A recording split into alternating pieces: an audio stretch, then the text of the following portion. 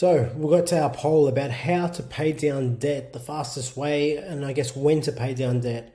It's a great question, and then people are lost, and they think they got to accumulate property after property, and then what they're going to do is sell 1 to 2 properties, and then pay off all the existing debt on their portfolio. This all depends on certain people's circumstances and if they're a PAYG employee or if they're a business owner. Some people want to stay in debt, some people want to get out of debt. Okay, so it all comes down to their personal situation. Okay, for myself, I'm always going to stay in debt till the day I die. Reason being, tax efficient, the more debt you have, the more wealthier you can become if you got good debt. Now, some people don't like that. Some people want to pay off their debt and live debt free, and they want to retire. For me, for instance, I probably will never retire because I love what I do. And that's just me. I can't stop or slow down. Okay, so that's who I am. But for certain particular individuals, they may want to, say, what, at 55 or 45, I want to, just cut off work and start maybe just working maybe 1 or 2 times a week and just really enjoy my life, spend time with the family, and that's okay. And then so they want to sell some properties to pay off the debt, or they can structure it in a way where we can pay it down in 10 years or 10 to 15 years time frame, or even less than that, depending on how much they want to really crunch the numbers. So what I want to show you is there's a basic property that we purchase here at Fresh Start Advisory for a typical client. We're going to get around the average price is around $400,000. Okay, 6% yield, what we're averaging for all our clients, and we're going to show you what it looks like if you just play it easy and just let the property pay itself off, and you've purchased it at a 90% LVR. And I'm going to show you in a 10-year time frame, and I'm going to show you if you add any offset accounts and if you add cash into that offset account to reduce your interest repayments and increase your principal repayments when you do swap it over to principal and interest, what that looks like.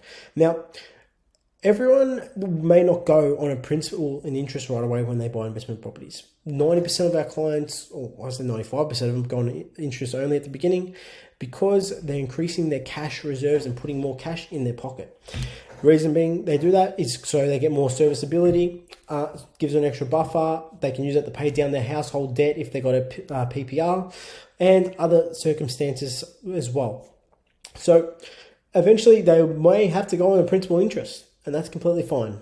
Okay, but people freak out and they go, okay, what happens if interest rates rise and my rent won't pay the property outgoings?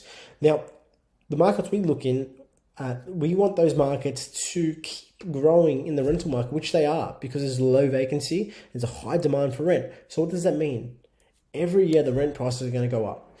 Now, normally as well, in past history, if you look at when interest rates rise, normally, the rental market will actually increase as well with that, okay? Because landlords, the natural tendency will start to push up prices, and you'll start to see the rental market start to increase.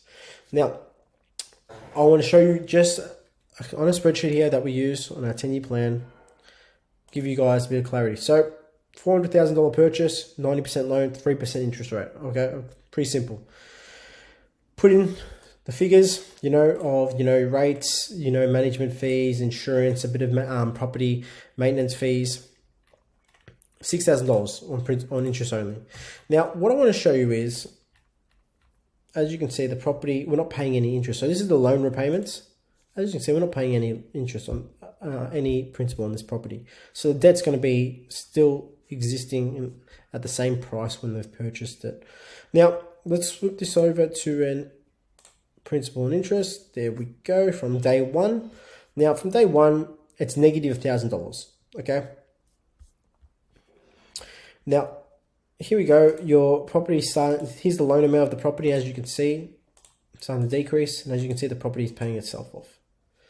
And so 10 years from now, it's still got $281,000 of debt to pay off this property. The LVR but has gone from 90% to 39%. So really, there isn't much debt left on the property. Hypothetically, there is still a fair bit. You might say 281,000. Yes, there is.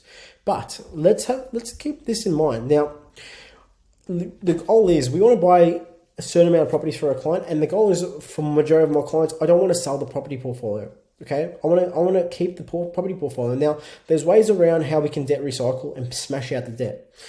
Now, one way is we build up offset account reserves and we pay less interest. So as we can see, imagine you had $50,000 in the offset account from day one, and what that looks like, and we turn that on, and what that does to your property. Now, what happens is, remember it was negative $1,000. Now it's a positive $1,000. Okay. And what that does is we've got more cash coming in our pocket. As you can see, more cash coming in our pocket. So by the 10-year mark, it's going to have about $8,000 of positive cash flow. With that $50,000 in our pocket on a principal and interest, as you can see, we've paid down more debt now. So we've paid an extra $40,000 down if we had an extra $50,000 in the offset account. Now, mind you, I want to talk about, if we put all our eggs in one basket, and what I mean by that is we got 3 or 4 properties, maybe 5 properties, maybe 6. You get all your rental income and you start offsetting it and putting it all into one offset account. Now, what we want to do is not put all your properties on principal and interest at the same time. We want to make sure we put a strategic plan in place and we start doing one at a time so we can lower that debt ceiling on that property. So let's start saying, you know what, I've got $100,000. From my rental properties are coming in, all that cash flow is coming into this property, plus my personal savings, plus my spouse's savings, and we're just smashing the debt out on this property. What happens is now we start to reduce that debt even further. And what you start to see is, by that time, 10 years, you've got $200,000 left of debt on this property. Okay? Now, and as you can see, your rental income will start to increase, okay? Now, I've been very conservative with the rental increase. Over time, I've only done a 3% over time. So what I mean by that is the rental will increase 3% every year, okay? And you might have years where you might do a renovation and the rent will increase. You might have years where the rent will actually just increase naturally without doing a renovation because of demand. Okay, so we don't factor these things in. But what we can do is this extra money that you're making from this property, that $3-4 grand as well, you can start pumping that in and smashing out that debt as well, if that's something you would like to do. But if you want to stay in debt, that's not a bad thing. Why? Tax efficient as well. Okay, now which I should touch. Oh, sorry, I should create another video to understand. So keep it very simple. They got the loan, and as you can see, they're smashing out the loan as much as they can when they're putting their money in the offset account. So by year 10, this property's got $200,000 left of debt on it. Okay, and that's by having $100,000 in the offset account. We take this off. Let's take it off. Like I said, if I had zero money in the offset account, what does it look like? Your property there, and as you can see, by year 10, you got $281,000. So you've made less repayments, and you got another extra $80,000 of debt that you have to pay down on this property. So, if you look at it, the loan at the beginning is $360. So by the time you're 10 years, you still got a fair bit, and you might think to yourself, Jesus Christ, how am I going to smash out this debt? How am I going to do this? Now, if you've just got properties, and I want to just back on me. If you've just got properties that are just freestanding homes, it's going to be a very long time for you to pay off that debt. Okay, even though we're purchasing some properties for our clients from $250,000 to $300,000, $400,000, $500,000, $600,000.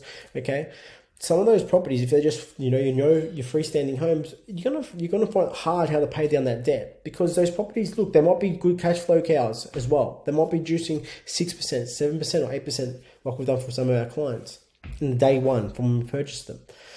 But how are we going to smash out that debt, and how are we going to quickly recycle it?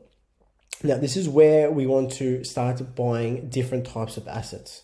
So we've got our foundational properties, freestanding homes, beautiful properties that produce great equity and they're cash flow positive.